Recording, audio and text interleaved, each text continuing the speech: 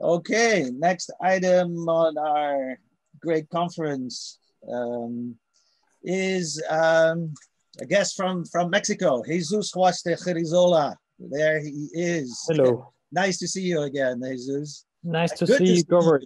Excellent. Yes. I'll do a little introduction and then I'll give you the floor. Sure. Okay. And so he resides in Mexico. Actually, I don't know where. He'll tell us later, maybe. Or maybe he wants to be incognito. He recently obtained a master's in political science and now pursues a PhD in sociology. He has translated quite some things. So first, Capitalist Power. That's a book by Jonathan Nitzen and Shimshon Biekler. That's a big book in political science. He's now translating one of my favorite books, actually, in monetary reform, Making Money, The Philosophy of Crisis Capitalism, and that's by the Danish academic Ole Björk. And Ole Björk also has a wonderful TED Talk of 15 minutes about monetary reform. Jesus, with me and Mark Young, we are the co-editors, and he's also the translator of the recent Spanish anthology, Democratizar el Dinero, Democratizing Money, with articles and papers from many of this year's speakers, like Joseph Huber, Nick Agnetz, Mark Pash, and Mark Young. And Jesus translated all those articles. And that came into this little book. Let me show. Let's see if that comes up right. Democratizar el Dinero. And then it was published by the Alliance for Just Money, for which we're very grateful because they put some effort and money behind it to make this project possible. And thank you, Jesus, on behalf of all of us, especially the Spanish speakers. Of which I only know one here, and that is Mary Sanderson. Anyway, Jesus will talk on sovereign money in Latin America, how little we know, how much we need it. Jesus, the floor is yours. Thank you very much, Robert. I'm gonna share my screen. I hope you can see it now. Okay, yes, we can. For the nice presentation, Robert. As he mentioned, my name is Jesus Suaste. I live in Mexico, in a small village called Tepoztlan. You are all welcome to visit.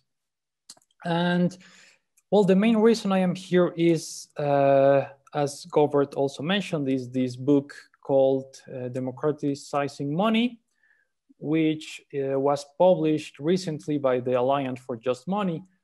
And as far as I know, is one of the very first books in Spanish on the topic of monetary reform. The other one is one of the very few books in Spanish about the topic is also the one by Miguel Ángel Ordóñez, something that you can translate like Goodbye to the Banks or Goodbye Banks. So I hope that these books will help us to bring some attention to the topic.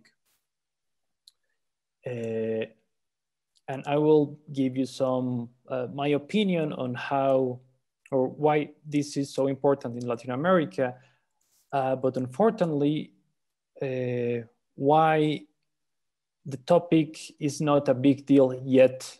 And that's why these kind of books are very necessary, I think. More generally, the reason why I am here and the reason why I got interested in the topic of the monetary reform, it goes back to maybe the financial crisis of 2008. I will simplify a little bit, but I will assume that when the crisis of 2008 happened, the world was divided into two groups. The first group, there it is. The first group includes those bankers and politicians who moved heaven and earth, as we say, to save the financial system without affecting the interest of private banks.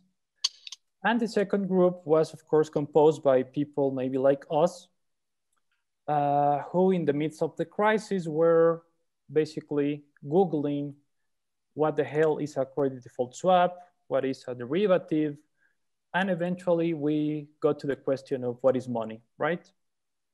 At least that's my story. I will assume that most of us belong to the second group, and the 2008 crisis was a turning point in our interest in the nature of money and the nature or the structure of the financial system. Now, where are we in Latin America concerning the possibilities of monetary reform? Unfortunately, I would say that in the Spanish-speaking world, the project of monetary reform is little known.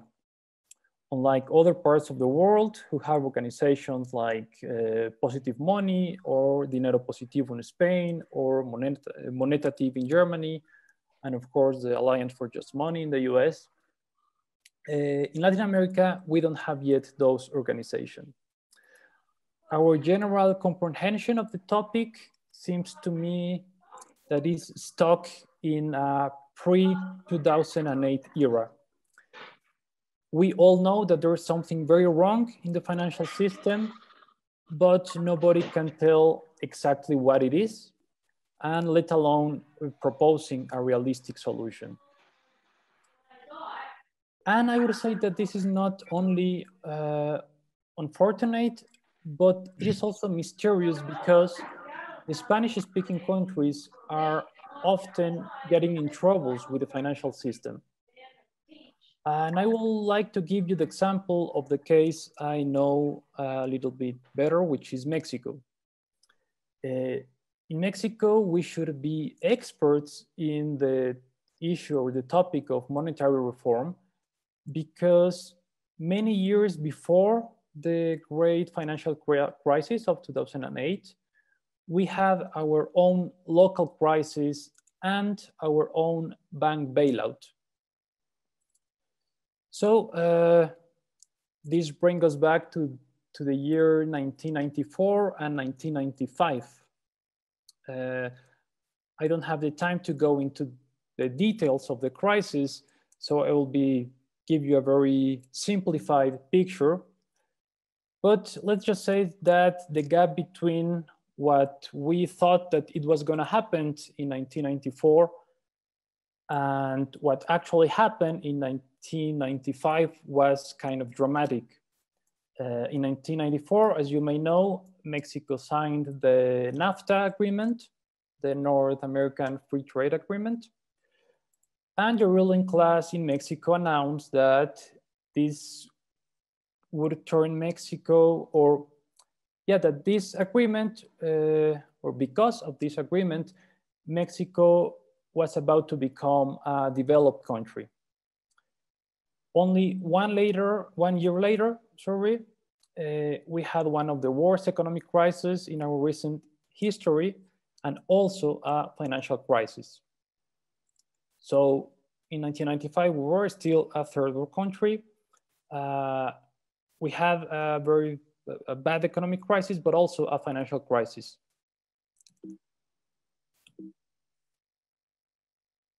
Okay, sorry. Instead of going to the details, I was thinking this could summarize kind of what happened there. Although this image is kind of an overstatement, because with financial crisis, the reality looks more like this, or even worse, it's a debt that just goes over and over the next generations. So this is what the financial crisis looked like back in 1995. Our GDP was reduced by 6%.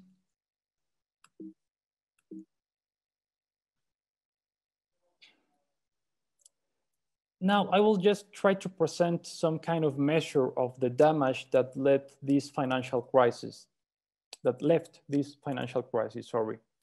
The history of this crisis is like a textbook case.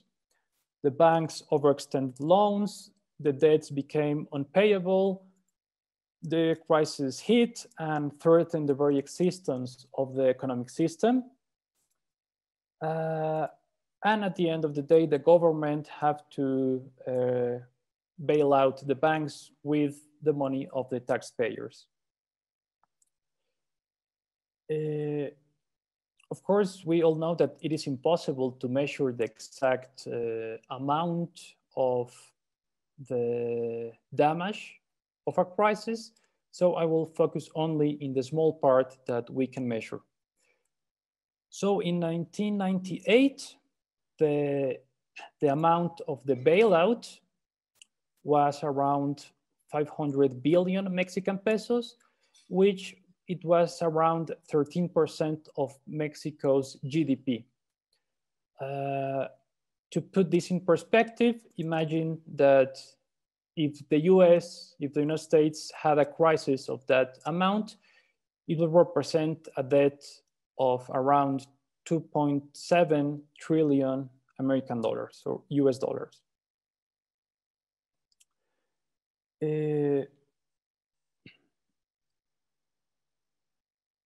Where are we 25 years later? We have been paying the interest and the services for almost 25 years. Of course, in relative terms, the amount of the debt has reduced. The debt today is only 4 or 5% of the GDP, but in nominal terms, we already paid almost twice as the original debt. So in the first column, you can see this debt, original debt of 1998 of around 500 billion Mexican pesos. We paid around 1 trillion Mexican pesos. And in the third column, you can see what we still owe, which is almost another trillion of Mexican pesos. Again, if I try to put this in perspective, and I compare that with the size of the American economy, imagine that after these 25 years, if you had gone through a similar situation, it will be like if you already paid 1.1 trillion US dollars and you still owe 1 trillion US dollars. Finally, how long will it take us to pay this debt? According to some estimations, Mexico will be carrying this debt. And just to be clear, this is not the total public debt, of course, but only the debt that was caused by a financial crisis. So according to some estimations, we will be paying for another 70 years, but there's a trick in this estimation. That's assuming an average annual GDP growth of 4%. Now, originally, our genius economists estimated that we were going to paying the debt in around 30 years because they were assuming that it was possible for Mexico to grow at an average rate of 6%. Now, the reality is that Mexico in the last years and the world in general is growing at a much slower rate, around 1.75% in Mexico. So it is impossible to know when we will finish paying this debt that was created in 1995 because of the overextension of credits, and that, of course, has as its main cause the current financial system in which commercial banks can create money. Finally, why do I insist, or why do I tell you this story of Mexico? I think that if the monetary reform is so important, is because it can give us, and by us I mean citizens and organizations from different countries, a common goal or a common purpose. The transnational character of the financial system may help us to organize ourselves also on a transnational scale. As I mentioned at the beginning, there is a lot to do in the Spanish-speaking world in order to put in the map the monetary reform. Nor the left-wing or right-wing politicians are aware of the importance of this topic. And I hope, or I think it will be excellent if in the forthcoming years we can work together, organizations and citizens from the United States, Mexico, and other Latin American countries to push this reform. Okay, so that's basically what I prepared. I just want to express my gratitude to the Alliance for Just Money, to all the members of the board, and particularly to Mark Young, to Gobert, and to Mary Sanderson for their interest in taking the monetary reform beyond the US and beyond the English-speaking world. And thank you very much for your attention.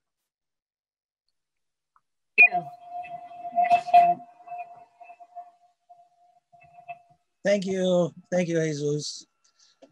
It's so terrible to realize how indeed the international, monetary system can trap developing countries in such debt. And in that regard, there was a question about to whom was this owed, that 500 billion pesos, Mexican pesos? Well, in the beginning, it was as a regular bailout. The government bought the toxic assets from the banks. Eventually, in 1998,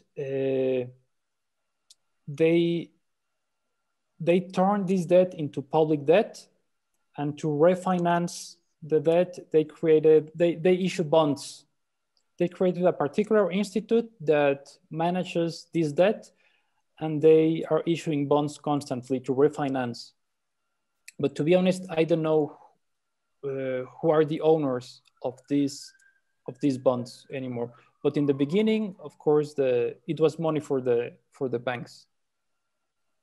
And was it denominated in pesos or in a foreign currency? To be honest, I don't know about the technicalities, because at that time, the Mexican peso became very vulnerable. So in order to attract investors, they created a particular unit that was linked to the US dollar. Which makes sense, yes. And was the IMF involved? And I'm asking here because a lot of people know about so-called conditionalities. That whenever the IMF is involved in bailing out a developing country, there is a list of usually kind of neoliberal conditionalities coerced upon a country, to open up its economy for investments, to deregulate all kinds of things, to stop subsidies. Was the IMF involved? Yeah, it was involved when the crisis hit and we had this kind of emergency moment. Both the government on the US and the IMF intervened and helped very quickly. Now, the trick with Mexico is that we already had a government oriented to neoliberalism. So they didn't have to really impose conditions because the Mexican government was already adopting these conditions by itself. But yeah, there was intervention of the IMF. And those conditions might have been from previous crises, because also in the early 80s, Mexico had a financial crisis or international payment crisis. Yeah. But what happened after this crisis in the year 82 is that the government nationalized the bank. Sorry for the pronunciation. So for a few years, we had a public banking system.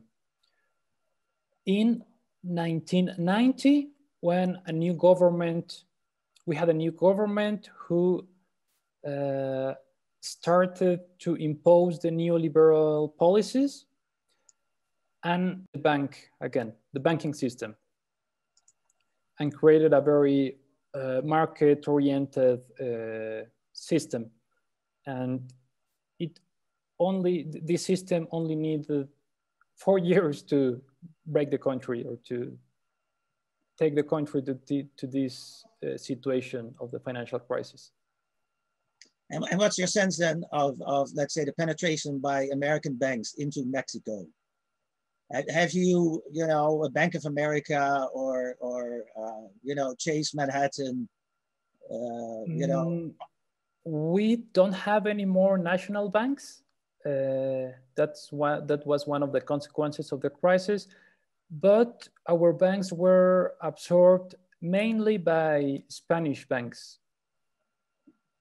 I think there is only one main bank in Mexico called Banamex, who was acquired or merged with Bank of America. No, with Citibank maybe, but it's only one. Most of our banks are owned by or are Spanish firms.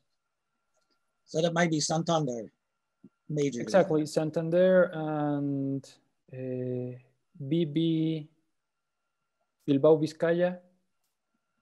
Sorry, I don't know what's the international. So for a while, the Mexican financial system might have been influenced by the head of the Spanish central bank, maybe Mr. Ordóñez. Maybe. Who, and many people probably don't know, he's the writer of the book that Jesus was referring to as the maybe only other book in the Spanish language that treats monetary reform. And Ordóñez was the head of the Spanish central bank who somehow found the light about monetary reform and has been even been invited or even attended conferences by the IMMR. And I had hoped he would have been present at this moment also for your talk, because that would have been an interesting conversation between you and Ordóñez. Sure. But unfortunately, he's not there. But that sounds like a strange irony that he would have been very influential on Mexican finances.